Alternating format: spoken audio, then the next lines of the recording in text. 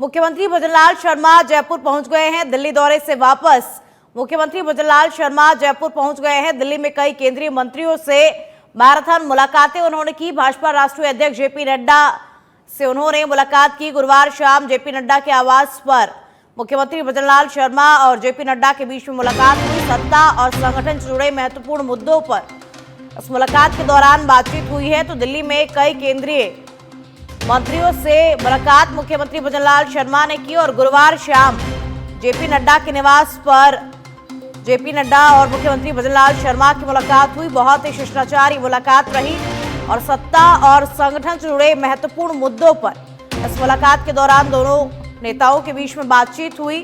तो दिल्ली में कई केंद्रीय मंत्रियों से मैराथन मुलाकातें मुख्यमंत्री भजनलाल शर्मा ने की। कल मुख्यमंत्री भजनलाल शर्मा दिल्ली दौरे पर थे और अब वो जयपुर वापस लौट आए हैं। तो जेपी नड्डा के आवास पर मुख्यमंत्री भजनलाल शर्मा की जेपी नड्डा से खास शिष्टाचार भेंट उन्होंने की।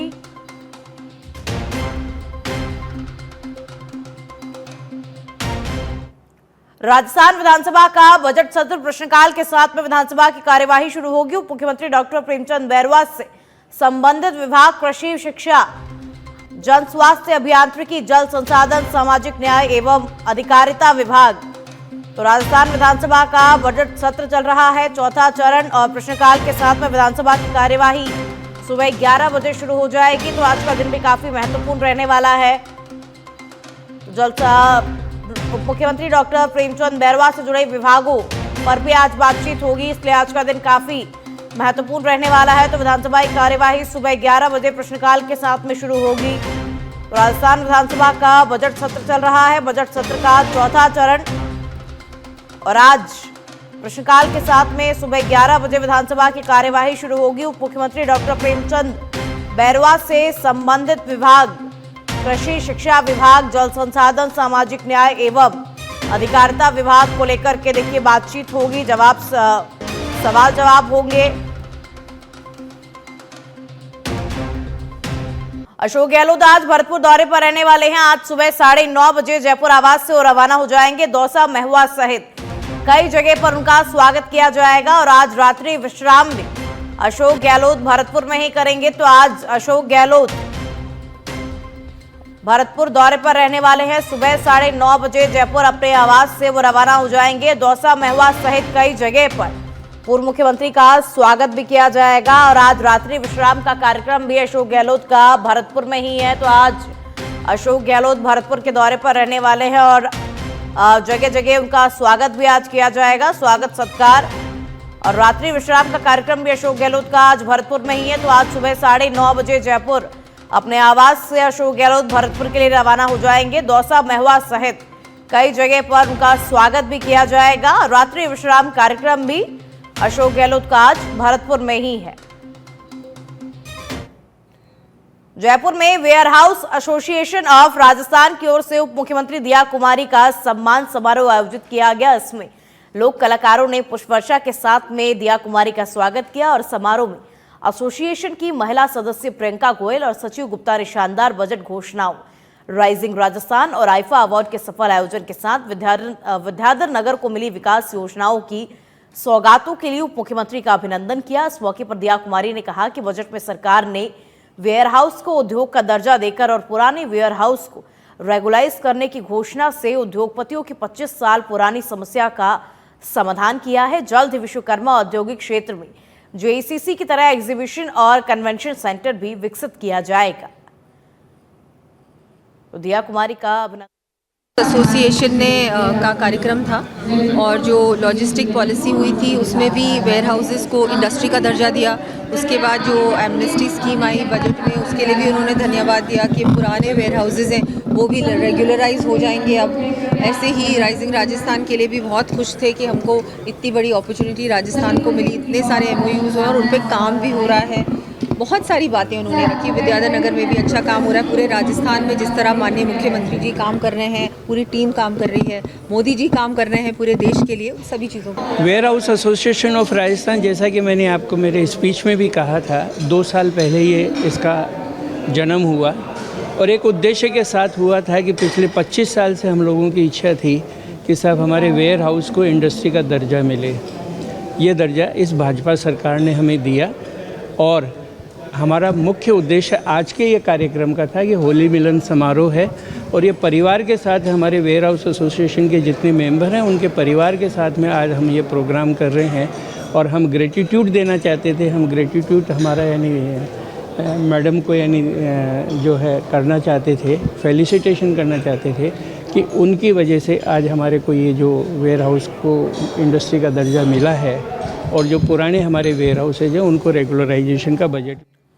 झुंझुनू में बार कौंसिल ऑफ इंडिया के निर्देशों के बाद बार कौंसिल ऑफ राजस्थान ने प्रदेश में हजारों की संख्या में रजिस्टर्ड वकीलों की प्रैक्टिस पर रोक लगा दी है। झुंझुनू जिला मुख्यालय पर भी ऐसी ही 236 वकीलों की सूची बार रूम में चस्पा की गई है, जिनकी प्रैक्टिस पर बार कौंसिल ऑफ राजस्थान ने रोक लगा दी है। दरअसल बार कौंसिल ऑफ इंडिया ने नियम बनाया कि 1 जुलाई 2010 के बाद यदि कोई LLB स्नातक बार में रजिस्ट्रेशन करवाता है तो उसे 2 साल के अंदर अंदर ऑल इंडिया बार एग्जामिनेशन यानी कि AIB की परीक्षा पास करनी होगी। लेकिन बड़ी संख्या में वकीलों ने परीक्षा पास किए बगैर अपनी प्रैक्टिस शुरू कर दी। इधर इस आदेश के बाद बार एसोसिएशन के बैठक अध्यक्ष सुभाष पूनिया की अध्यक्षता में बैठक हुई, जिसमें सूची पर मंथन किया गया तो सामने आया कि 236 वकीलों की सूची में से महज 10 से 15 वकील ही ऐसे हैं जो नियमित तौर पर झुंझुनू कोर्ट में प्रैक्टिस कर रहे हैं। ये है, इसमें नियम ये है कि 2010 के बाद में सुप्रीम कोर्ट के निर्देशों के अनुसार ये तय हुआ कि 2010 के बाद जो भी वकील इनरोल होते हैं बार काउंसिल में वो 2 साल के अंदर AIB वाली परीक्षा पास करेंगे। तो उसकी जो लिस्ट आई है उसमें 2000 जैसे मार्च चल रहा है तो मार्च 2023 से 2025 तक तो 2 साल अभी ही है ना, उनके भी लिस्ट में नाम आ गए हैं। इसके अलावा जो जिन्होंने परीक्षा दे रखी है उनका भी रिजल्ट नहीं आया है। तो इसमें क्या है कि दोबारा संशोधित लिस्ट आएगी। नंबर 1, अपने जिले में 236 हैं, लेकिन इसमें क्या है कि सुप्रीम कोर्ट का सबका यही इसमें था कि जो वास्तव में प्रैक्टिस में नहीं है तो जो इन्होंने जो नहीं कर रहे हैं 2 साल से, तो ये जो संख्या बिनामदन में बढ़ रही है और वोटों के अंदर जो सही वोटिंग नहीं हो रही है बार काउंसिल मेंबर के अध्यक्ष के चुनाव में, उनके पीछे ये पर्पज है। और गुणवत्ता योग्य वकील आए, इसके पीछे ये भी पर्पज है। उपभोग की स्थिति तो यह है कि वो जैसे ये नहीं है कि उनको हमेशा के लिए निकाल दिया, ऐसी बात नहीं है। उनको एक बार ये मान लीजिए कि एक स्थगन आया है, जैसे वो परीक्षा पास कर लेंगे तो दोबारा चालू हो जाएगा। ऐसा नहीं है कि वो जिंदगी भर के लिए निकाल दिया गया, ऐसी बात। ब्रेक के बाद में एक बार फिर से आप सभी का स्वागत है। चलिए अगली खबर का रुख कर लेते हैं। अब खबर बीकानेर के हदा में सरकारी स्कूल के टाके में टीचर का शव मिलने से हड़कंप मच गया और पोस्टमार्टम के बाद शव को पुलिस को सुपुर्द कर दिया गया। बता दें टीचर देवराज का चश्मा और मोबाइल फोन ऑफिस में ही मिला। पानी की टाकी के पास टीचर की चप्पल मिली। फिलहाल पुलिस पूरे मामले की जांच कर रही है।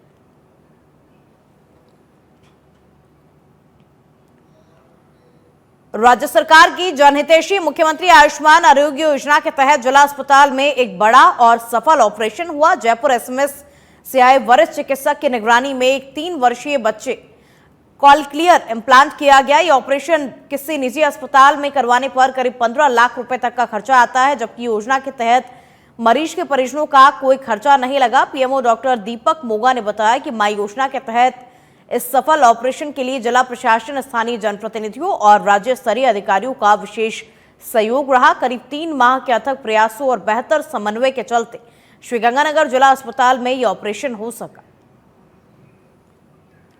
तो हम इन बच्चों को ऑपरेशन 1 साल की उम्र में भी कर सकते हैं। तो जैसे इस बच्चे की उम्र थी 3 साल, पर हमारा जो एम है वो ये है कि बच्चे की पैदा होते ही सुनाई की जांच हो और 1 साल के आसपास ये ऑपरेशन कर दिया जाए, ताकि बच्चे जल्द से जल्द बिल्कुल नॉर्मल अपनी ज़िंदगी जी सकें, नॉर्मल तरह से बात कर सकें। तो अगर हम देखें तो राजस्थान भर में जो पहले चिरंजीवी योजना थी और पहले मुख्यमंत्री सहायता कोष से हम कर रहे थे, और अब जो माँ योजना है, तो हम करीब 1000-1200 इम्प्लांट कर चुके हैं राजस्थान में। और उनमें से जो बच्चों का ऑपरेशन 1 या 2 साल की उम्र में हुआ है, बिल्कुल नॉर्मल बात कर रहे हैं, नॉर्मल स्कूल में जा रहे हैं। अभी कई बच्चे MNIT में पढ़ रहे हैं, इंजीनियरिंग कॉलेज में, RUHS में। तो वो सबसे ज़रूरी चीज़ है किस उम्र पे हम कर सकें। अगर हमारी योजना की बात करें तो राजस्थान पूरे भारत में ऐसा दूसरा प्रदेश था जहाँ पे कॉक्लियर इम्प्लांट निःशुल्क करने चालू हुए, और हमारे प्रोग्राम को देखते हुए अब 17 स्टेट ऐसे। आज बासेड़ा का पर्व मनाया जा रहा है। घर घर में मां शीतला की पूजा हो रही है। मां शीतला को छाछ, राबड़ी और ठंडे पकवानों का आज भोग लगाया जा रहा है। तो आज देश भर में शीतला अष्टमी का पावन पर्व मनाया जा रहा है। महिलाओं ने मंदिरों में पूजा अर्चना की। आज सुबह से ही मंदिरों में महिलाओं की भारी भीड़ उमड़ी हुई है। महिलाएं शीतला मां की पूजा करने के लिए मंदिरों में गई हुई हैं और मां शीतला को ठंडे पकवानों का भोग भी लगाया गया। तो आज प्रदेश भर में बासेड़ा का पर्व मनाया जा रहा है। घर घर में मां शीतला की पूजा की जा रही है। आज शीतला अष्टमी का पावन पर्व है और इस पर्व पर आज सुबह से ही मंदिरों में महिलाओं की भारी भीड़ है। महिलाओं ने मां शीतला को ठंडा खाना खिलाया। ठंडे पकवान का भोग मां शीतला को उन्होंने लगाया।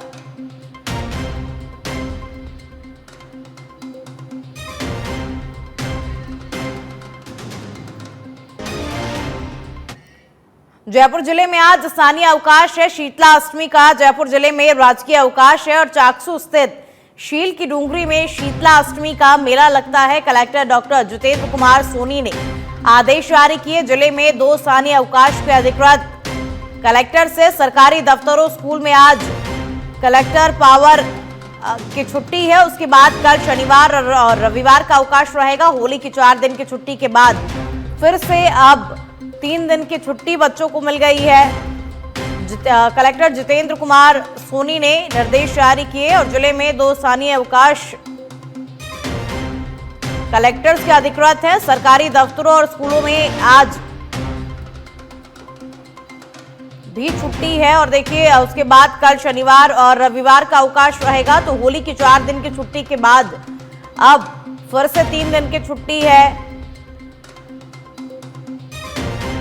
तो शीतला अष्टमी का राजकीय अवकाश आज जयपुर जिले में आज स्थानीय अवकाश शीतला अष्टमी के पावन पर्व पर।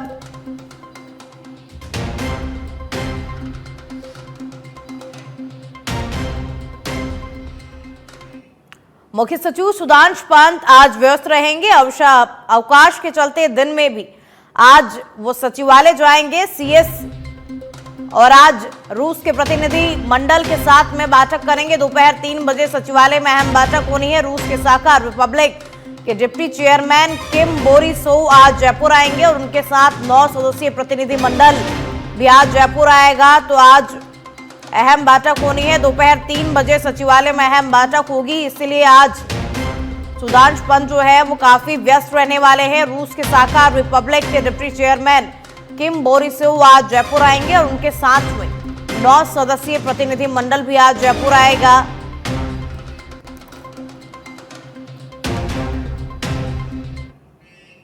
जयपुर से खबर अब आपको बता दें, चतुर्श्रेणी कर्मचारी भर्ती में आज से आवेदन कर सकेंगे। चयन बोर्ड ने 53,749 पदों पर भर्ती निकाली है और 21 मार्च से 19 अप्रैल तक आवेदन किए जाएंगे। भर्ती परीक्षा होगी और 200 नंबरों की 120 प्रश्न होंगे। परीक्षा का कुल समय 2 घंटे का होगा, लेकिन अभी भी अभ्यर्थियों में जीके वेटेज को लेकर के असंतोष है और भर्ती में राजस्थान जीके वेटेज को 50% तक बढ़ाने की मांग चल रही है। अभ्यर्थियों का कहना है कि राजस्थान जीके का वेटेज कम होने से स्थानीय युवाओं को नुकसान होगा। तो आज से आवेदन किए जाएंगे।